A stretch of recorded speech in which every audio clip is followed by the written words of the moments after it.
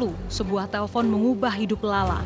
Lala bukan nama sebenarnya, kala itu masih duduk di bangku kuliah, kaget bukan kepalang karena ibunya mengabarkan foto pribadinya ada di galeri telepon sepupu laki-lakinya yang bahkan tinggal satu atap dengannya.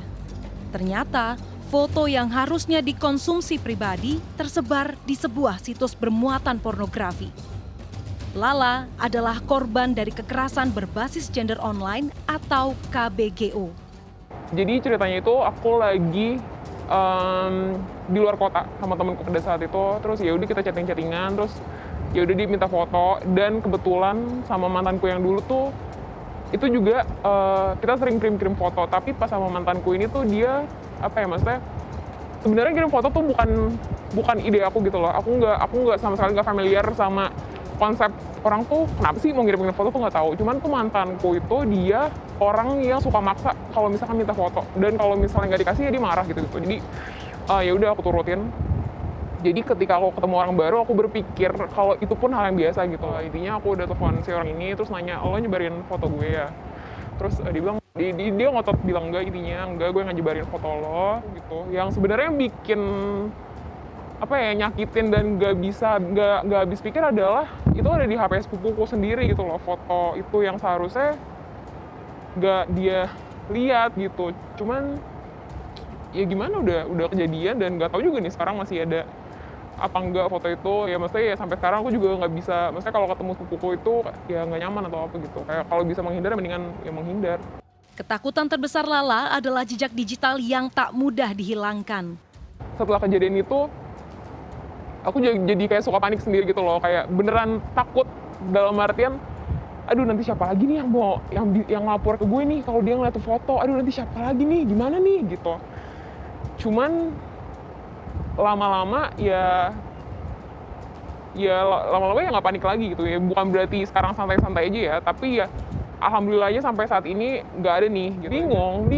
Bingung cuman gimana, kayak maksudnya aku juga nggak mungkin menjalani hidupku selamanya panik gitu loh, tapi nggak tahu harus gimana kan. Data dari Komnas Perempuan menunjukkan peningkatan signifikan laporan kekerasan berbasis gender online dari tahun ke tahun. Tahun 2018 tercatat ada 97 kasus, tahun berikutnya naik hingga 281 kasus, dan tahun 2020 menyentuh 942 kasus. Komisioner Komnas Perempuan Siti Aminah Tardi menyebut telah merekomendasikan unsur transmisi disisipkan dalam draft RUU Tindak Pidana Kekerasan Seksual atau TPKS yang masih bergulir di parlemen. Misalnya, mengunggah konten pribadi ke ranah publik tanpa persetujuan pihak yang terlibat. Siti menegaskan hak untuk dilupakan atau right to be forgotten jadi salah satu dorongan pemulihan mental korban. Atau ketika kekerasan seksual itu ditambah dengan ditransmisikan, maka hukumannya bisa ditambah dengan pemberatan. Karena kasus ini bisa jadi akan berkembang gitu ya, dan hukum harus menjangkau 100-200 tahun ke depan. Bagaimana dengan korban-korban kekerasan seksual yang jejak digitalnya akan ditemukan.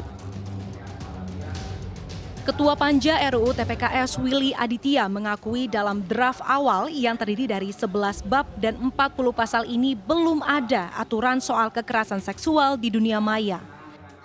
Dalam perspektifnya, tindak kekerasan seksual di dunia maya dapat dilindungi dengan rancangan Undang-Undang Perlindungan Data Pribadi yang masih berproses di parlemen. Willy tak menampik draft RUU TPKS per 28 Oktober masih belum ideal. Namun, hal-hal fundamental seperti pencegahan, penghapusan, penanganan sudah tercantum. Politikus Partai Nasdem ini menambahkan perubahan unsur lainnya masih dapat dilakukan saat pembahasan dengan pemerintah. Yang menjadi hal yang lain ya silahkan kemudian Komnas Perempuan ya. Kalau ini dimasukkan lagi, saya takutnya 25 November itu nggak keburu. Tentu ada perdebatan baru ya. Di tengah kebijakan perlindungan korban KBGO yang sedang diupayakan, kesadaran untuk memahami ekosistem digital atau minimal melindungi data pribadi semakin dibutuhkan untuk memperkecil angka kasus kekerasan seksual di dunia maya. Diana Valencia, Septiadi Pradana, Jakarta.